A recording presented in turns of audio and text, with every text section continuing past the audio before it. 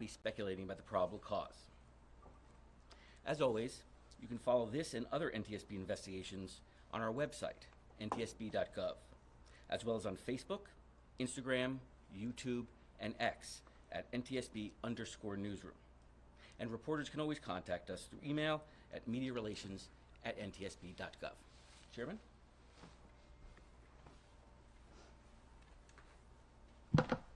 Good afternoon, and thank you for joining us. The on-scene portion of our investigation into the January 29th midair collision near Reagan National Airport has wrapped up. We have the perishable evidence we need, so we want to provide an investigative update and talk about next steps. Let's begin with some information on the Black Hawk's route and then proceed through the accident sequence. This particular flight was a check ride for the pilot flying the Black Hawk. Generally, a check ride is a practical exam that a pilot must pass to be qualified to perform specific aircrew or mission duties. The Army does 3 types of check rides: instrument, annual, and night vision goggles. This was a combined annual and night vision goggle check ride. We believe the helicopter crew was likely wearing night vision goggles throughout the flight. Given the nature of the flight, additionally, had they been removed, the crew was required to have a discussion about going unaided. Let me repeat that. Had they been removed, the crew was required to have a discussion about going unaided. There is no evidence on the cockpit voice recorder, or CVR, of such a discussion.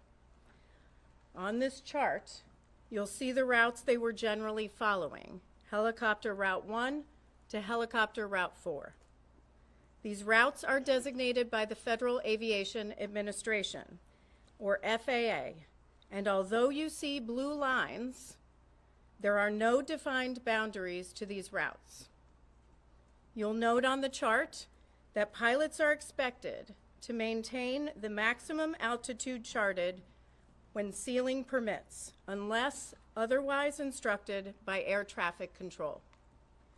The maximum altitudes along helicopter route 1 are 1,300 feet between Cabin John and Chain Bridge, 1,000 feet at Chain Bridge, 700 just after Chain Bridge, 300 at the Key Bridge, and 200 feet just south of Memorial Bridge. Now I'm going to read some preliminary investigative information, which is derived from a variety of electronic and other sources as of 1 p.m. today. About 8:15 p.m. Eastern Standard Time, the CRJ left 37,000 feet pressure altitude for an initial descent.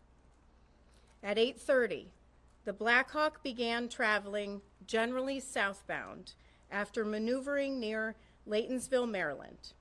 CVR audio from the Black Hawk indicated the instructor pilot was the pilot monitoring and transmitting on the radio, and the pilot was the pilot flying. At 8:33:41, the Black Hawk crew requested helicopter route 1 to 4 to Davison Army Airfield, which the tower controller approved. At 8:38:39, the Black Hawk reached the intersection of the DC Beltway and the Potomac River near Carteret, Maryland. After briefly turning westbound, the Black Hawk turned back to the east and began descending as it picked up helicopter route 1 over the Potomac River southeast toward downtown Washington, D.C. At 8:39:10, Potomac approach cleared the crew of the CRJ for the Mount Vernon Visual Runway 1 approach. At 8:40:46, the CRJ rolled out of a left turn established on the ILS localizer for runway 1 at approximately 4,000 feet pressure altitude 170 knots with landing gear up and flaps extended to 20 degrees. At 8:43:06, the CRJ crew made initial contact with DCA Tower. The tower controller then asked if the crew could switch to runway 33. The CRJ crew agreed to switch to runway 33. At 8:43:48, the Black Hawk was about 1.1 nautical miles west of the Key Bridge. The pilot flying indicated they were at 300 feet. The instructor pilot indicated they were at 400 feet. Neither pilot made a comment discussing an altitude discrepancy. At this time, we don't know why there was a discrepancy between the two. That's something that the investigative team is analyzing. At 8:44:27, as the Black Hawk approached the Key Bridge, the instructor pilot indicated the Black Hawk was at 300 feet, descending to 200 feet. Between 8:44:41 and 8:44:45, the CRJ crew selected 30 degrees of flaps and then 45 degrees of flaps. At 8:44:49, the CRJ landing gear were down and locked. The aircraft was fully configured for landing about 6.2 nautical miles south of the airport.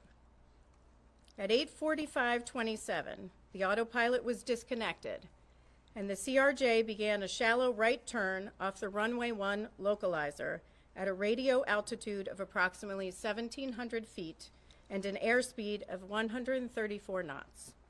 This occurred about 5 nautical miles south of the airport. At 8:45:30, the Black Hawk passed over the Memorial Bridge.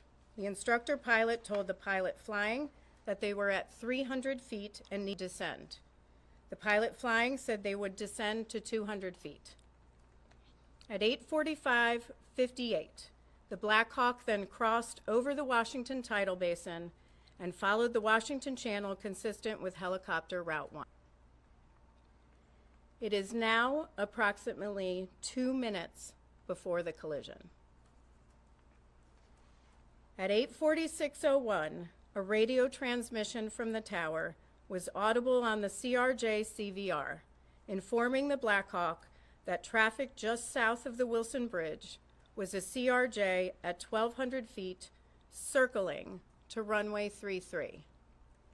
Section of the transmission stating the CRJ was circling may not have been received by Black Hawk crew.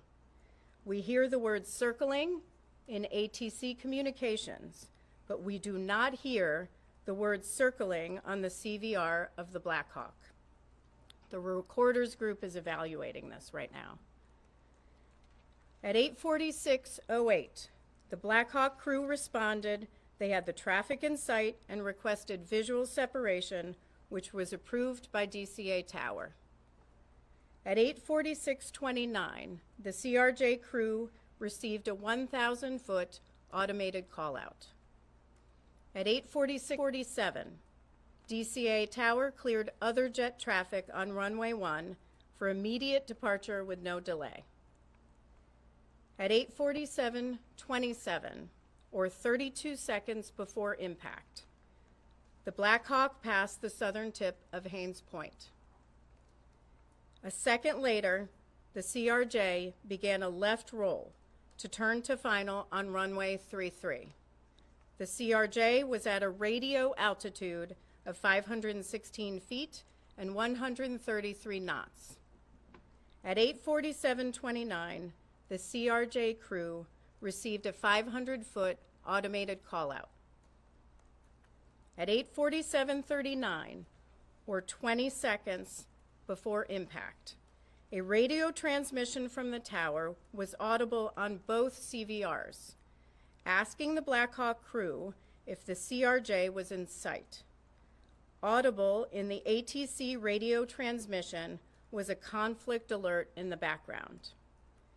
At 8:47:40, the CRJ crew received an automated traffic advisory on the TCAS system stating traffic, traffic. TCAS is the traffic alert and collision avoidance system on the CRJ. At 8:47:42, or 17 seconds before impact, a radio transmission from the tower was audible on both CVRs, directing the Black Hawk to pass behind the CRJ. CVR data from the Black Hawk indicated that the portion of the transmission that stated "pass behind the" may not have been received by the Black Hawk crew. Transmission was stepped on by a 0.8-second mic key from the Black Hawk. The Black Hawk was keying the mic to communicate with ATC. In response, at 8:47:44, the Black Hawk crew indicated that traffic was in sight and requested visual separation, which was approved by DCA Tower. The instructor pilot then told the pilot flying they believed ATC was asking for the helicopter to move left toward the east bank of the Potomac. At 8:47:52, or 7 seconds before impact, the CRJ rolled out on final for runway 33. The CRJ was at a radio altitude of 344 feet, 143 knots. At 8:47:58, or 1 second before impact, the CRJ began to increase its pitch, reaching about 9 degrees nose up at the time of collision. FDR data show the CRJ elevators were deflected near their maximum nose-up travel. The last radio altitude recorded for the CRJ was 313 and was recorded 2 seconds prior to the collision. The CRJ pitch at this time was again 9 degrees nose up, and roll was 11 degrees left wing down. The CRJ was descending at 448 feet per minute. The radio altitude of the Black Hawk at the time of the collision was 278 feet and had been steady for the previous 5 seconds. The Black Hawk pitch at the time of the collision was about a half degree nose up with a left roll of 1.6 degrees. Now, examination of the wreckage will assist in determination of the exact angle of the collision. Now, we're confident with the radio altitude of the Black Hawk at the time of the collision that was 278 feet. But I want to caution, that does not mean that's what the Black Hawk crew was seeing on the barometric altimeters in the cockpit. We are seeing conflicting information in the data, which is why we aren't releasing altitude for the Black Hawk's entire route. I'm going to turn it over to Sean Payne for an explanation of that. Sean is branch chief of the NTSB Vehicle Recorder Division. Thank you. I'm Sean Payne. I'm branch chief of the Vehicle Recorder Division. This is the flight recorder lab at the NTSB. I can give some insight into the challenges of understanding what altitude the Black Hawk pilots would have seen on their gauges in the cockpit. You may see pictures released of showing us in the lab rebuilding the flight recorders. That's part of our job, but a bigger part is ensuring that the data that we have downloaded is true and accurate. We call this validating the data. I'm going to define some terms for altitude in a way that most audiences can understand. I may end up reading much of this verbatim as I want to be precise in my language. The first term is radio altitude. You've heard this in our other press conference before. This is a measure of the helicopter's height above terrain, in this case, the Potomac River. It is measured by bouncing a signal from the helicopter to the river. We have determined that this parameter is valid. This is good data. This gives us confidence in knowing exactly how high the helicopter was above the ground. This parameter is not the primary means the pilots would have used to determine their height during flight. The pilots are not typically navigating using radio altitude. It is often different from what they see on their primary altimeters. The next term is barometric altitude. This is typically the altitude the pilots would use while they are flying. This was not recorded on the FDR. Barometric altitude takes into account certain atmospheric conditions. This would be displayed in front of both pilots on their instrument panel. As I said, this was not recorded. The next term is barometric pressure setting. This is an adjustment that the pilots use on their primary barometric altimeters to ensure that the altimeter is set properly. This is critical. This was not recorded by the FDR. This accounts for the local pressure at the time of the flight.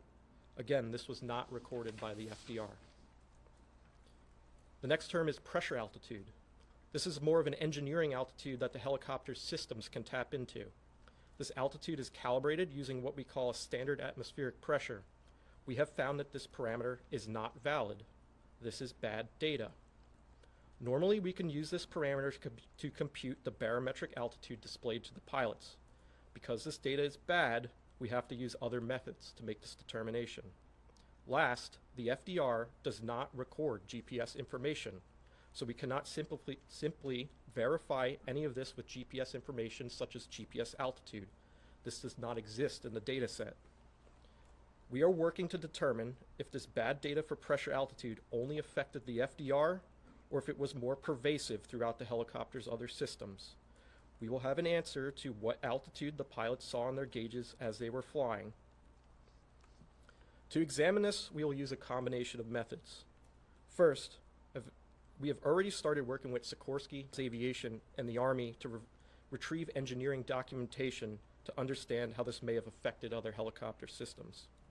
Next, because we cannot turn to the FDR for this information, the wreckage of the helicopter needs to be examined. We need to look at the remains of the pedostatic and air data system. I must stress that these systems were badly damaged in the accident, and this will be difficult. Last, we will need to look at the altimeters themselves and determine their independent functionality. I'd like to stress that we've just completed the on-scene phase of the investigation. We need to follow our process and be meticulous. Ultimately, this work will determine the altitude displayed to the pilots and will be included in our final report. I'll pass it back to Chairman. Thanks, John. What I just read, we are going to publish that online, so I'm not going to take specific questions going back to certain times that I've already read. I think that can get very confusing, and so please refer to what we do post online.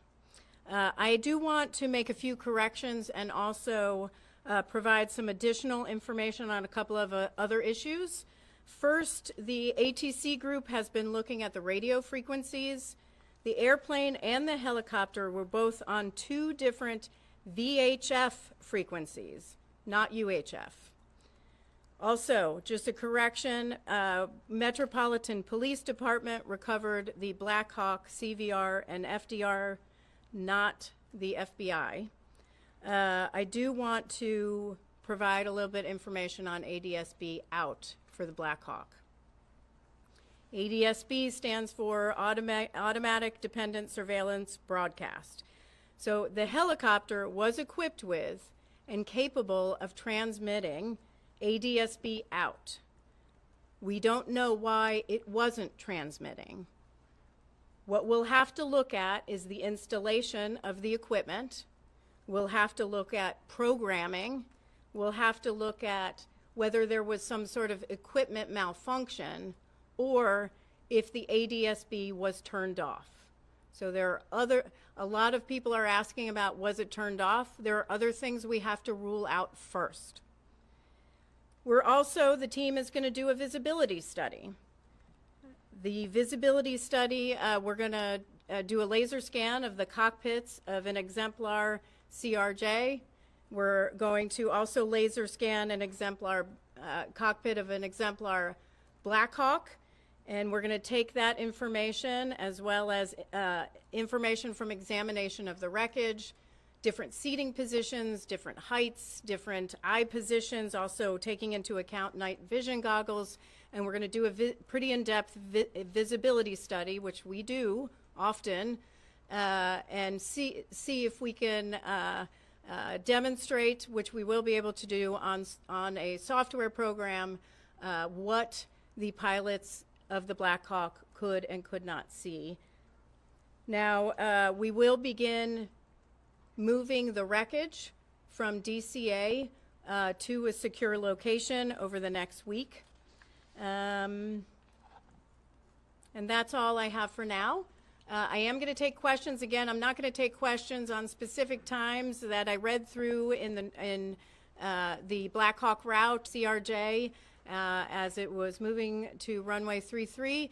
But all of that will be online at ntsb.gov, and you can find that. So I will take questions as I call you. Please raise your hand, state your name and your affiliation. Tom. Madam Chair, Tom Costello with NBC News. Thank you for the update. Do we understand correctly, you're looking into the possibility that there may have been, I underscore may have been, a malfunction in terms of the accuracy of the altimeter read inside the cockpit for the Black Hawk helicopter? One more time. Do I understand correctly, you're looking into the possibility that there may have been bad data and therefore inaccurate readings inside the cockpit of the chopper for altitude for the pilots to read? That's correct. We are looking at the possibility of there may be bad data. We're looking at, were they seeing something different in the cockpit that differs from the FDR data, which was radio altimeter? In other words, they may have thought they're at one altitude when in truth they were at a different altitude. It's possible, but we have a lot of work to do till we get to that. Pete. Pete Mundy with CNN. How critical is the finding that the crew could have been wearing night vision goggles, and how much will that factor into your investigation? So the question is, how critical is the finding that the crew could have been wearing night vision goggles? That is, part of our investigation, where it's going to be a factor in our visibility study. We're going to have to see what was possible for them to see at the time leading up to the collision and the accident sequence. Is there anything in the voice recorder indicating that the crew of the Black Hawk saw the impending collision? Is there anything in the voice recorder that the crew of the Black Hawk could see or tell that there was an impending collision? We do not have any indication that the Black Hawk crew would have seen that. Paul Wagner with News 4. Based on the possibility that they were wearing these night vision goggles, we've heard from people who wear them that it may affect your peripheral vision. So if the plane is coming into 33 and they're coming down the river, that possibly the peripheral vision may have been affected to see that plane off to the left? The question is visibility and night vision goggles. This is exactly why we do a visibility study, and we'll test that as part of our study. But time will tell. Just to level set here, we're only a couple of weeks out, and we have a lot of work to do. That will be a part of the work. Daniel Gilbert, Washington Post. You mentioned the CRJ got a traffic advisory before the collision. Do you know what aircraft triggered that traffic advisory? And do you know if it was the Black Hawk or some other aircraft? Do we know if the traffic advisory that was received by the CRJ crew was the Black Hawk? That's something that our ATC group is analyzing. Hi. My question is about air traffic control's message to the Black Hawk saying that they should pull behind the passenger plane. You're saying that didn't get through to the Black Hawk, saying that's what's being investigated, or it did get through and they weren't able to accommodate that? So the instructions from ATC were to pass behind the CRJ. That transmission was interrupted. It was stepped on. We do not have evidence on the CVR of the Black Hawk that they may have not received pass behind because the mic key. They were communicating with air traffic control at the time. Did that full message come through from air traffic control, like pass behind the passenger plane, or was it just pass behind and then it got cut off in the Black Hawk? Like Pass behind was not communicated. And what were the next words? It's communicated by ATC. It was not heard on the Black Hawk CVR. Is that clear? I think the clarification of the Black Hawk not receiving it, air traffic control making it through, was the passenger plane aware of the Black Hawk even in the area being told of this? Was that something that would even be on their frequencies? I know this is a second-by-second moment, so I don't know who got what. So the CRJ crew can hear air traffic control. and communications from air traffic control. The Black Hawk crew can also hear communications from air traffic control, but they can't hear communications from each other back to air traffic control. So it's half the communication. Yes. Thank you, Chair. On the Grady Trimble with Fox Business. I know it's early in the investigation, and I know that the FAA controls the airspace around DCA. But at this point, would you say that the temporary restriction of helicopter flights is the right move, and would you advocate for a permanent restriction of those flights? Well, I do want to congratulate the Secretary Duffy for taking action immediately to restrict helicopter traffic, except for certain circumstances, life-saving flights and presidential flights. So I think they took the right safety action. We will have to, as we go through our investigation, look at the accident sequence and take our investigative information and determine what next steps should be done. It's too early for us to say whether it should be permanent. However, that's certainly something that the Secretary and the FAA can do on their own. And because it will be you guys who put the safety recommendations forward in the end, are there any others right now that would make flying into that particular airport safe? Yeah, so here's what I'm going to say. On aviation is the safest mode of transportation. I say this often. You are at greater risk getting into your car to and from the airport. On our nation's roads are 95% of all transportation deaths. 95%. We're talking 43,000 people are dying on our nation's roads annually, millions more injured. Aviation is incredibly safe.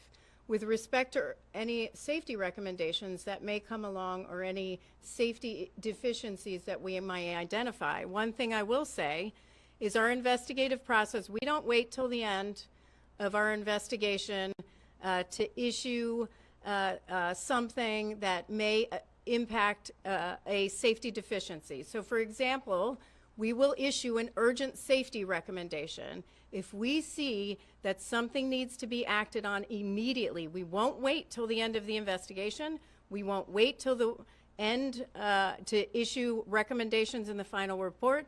We will take action. We will issue an urgent safety recommendation if we need to. So that's open right now in all areas. Last question. Yes. Patrick Turks with Scripps News. There's been a lot of talk from aviation experts that maybe the crew on the CRJ, or on the Black Hawk, rather, was looking at the wrong plane. Can you talk about whether you've seen anything that would support that theory or oppose it? Yeah, I've read these reports. It's too early to tell. We're going to have to do our visibility study to look at all possibilities of what the crew might have been seeing. So more to come on that. Thank you very much. Thank you very much.